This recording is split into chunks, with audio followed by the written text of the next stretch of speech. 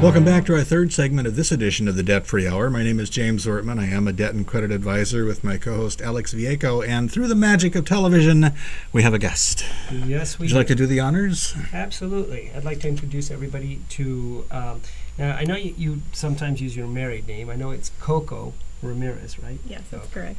So Coco Ramirez is joining us from Consumer Justice Group. And one of the things that is important for consumers to know is that a consumer has rights under federal laws when it comes to creditors collecting on debt.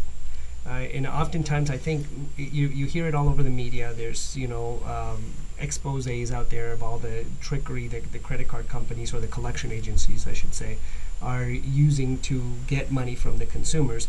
But I think the service that obviously, Coco, you provide is very important. Why don't you first, let's start off with your title, and let's expand on what it is that Consumer Justice Group does. Well, first and foremost, I want to thank both James and Alex for having me as a guest. I think it's very important, not only the product that they're putting out, but also the ability to promote other products that are there for the consumer. So thank you. Again, my name is Coco Ramirez, and I'm Director of Consumer Justice Group. And basically what our organization does is aggressively promote the rights as afforded by the Fair Debt Collection Practices Act for consumers that are experiencing any type of debt collection call issues, or maybe they haven't had any yet, or maybe they know of a relative. Whoever it is, that's what we're here for. We're here for the consumer who has questions about their collection call issues that they're experiencing. So you can give them an idea of what these collectors can and can't get away with when they're calling, because some of them get really ruthless. Absolutely. And because of that, I mean, with this economy, as you both know, it's so common for these folks to be experiencing not only several calls, I'm talking repeated phone calls, and sometimes they don't know where to draw the line.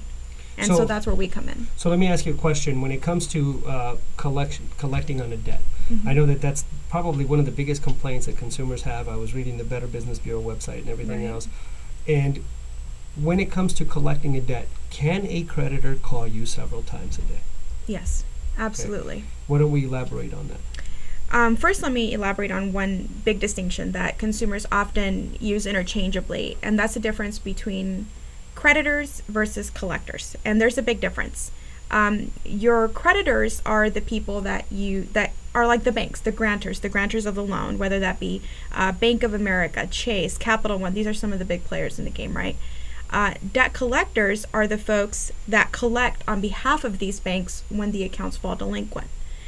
So the rules as far as the FDCPA goes, the Fair Debt Collection Practices Act goes, apply differently for creditors versus collectors. That's a very important factor. It's an important factor, because I think consumers initially, maybe if they're just falling behind maybe one payment or two, they're dealing with their creditors, right? Still the original banks who lent them the money. So they want to know, can they call me a couple times a day? The answer is yes, they can. Well, they have the right to call to collect the debt. Absolutely. Right? Well, I'll take it a step further. Actually, to further elaborate on that, it's important that people understand that it's not only that they can call, but it's they have to call. Right. According to the banking laws, in order for them to be able to charge off a debt, a bank has to go through a certain process to try to collect, or an attempt to collect the debt, before they have the right to charge off that debt. Can we define charge off? Because I know people hear that term and they have all kinds of assumptions as to, charge off, I don't owe my debt anymore. We really need to define that. A charge off is at the time period, and it's usually 6 months into a delinquency, in which a bank can, because they're publicly traded companies, they must disclose whatever bad debt they have on the books. Now at that point, they're entitled to sell it or assign it to another third party, or sell it in the secondary market and get it off their books. But they have to make that public. But before they can do that process, they have to make an attempt to collect the debt. So this is where they do have every right to collect the debt. It's no different than if you owed me money. You can rest assured I will be calling you. Obviously I have different techniques and tactics than a creditor would. I think the biggest problem that we see out there is those rogue collection agencies that call before they're allowed to, after they're allowed to, and certainly become more of a harassing nature. And using tactics that are illegal. They use profanity and those sort of the things Threats. that I know that under the Fair Debt Collection Practices Act, people are not allowed to do that. Exactly. So what your service does is it educates the consumers Absolutely. about what they can and cannot do, Exactly. so that the consumer becomes more aware and better educated, and therefore can be protected better by their law. I think we can touch Right. on the process a little bit too, Coco. It's the collection starts with somebody calling your original rep, maybe from the credit card company or whoever it is. You're a little bit behind. Then Right. it shifts to maybe an in-house collector for that company, and then it would go, after a charge-off, it would go to, for lack of a better term, an outhouse collector, Yeah. and that's where the real gaming seems to come in. Yeah, I mean, there's a big difference. Sometimes, consumers will experience initially, even if it's just maybe 1 or 2 days late, that they're going to get a friendly reminder. Hey, what happened? Did you, maybe the check got lost in the mail, whatever the case may be. As the months go on, if the consumer's still struggling and not making payments, then eventually, the collection efforts get a little bit more escalated. But even then, I do want to make a side note comment about the original creditors.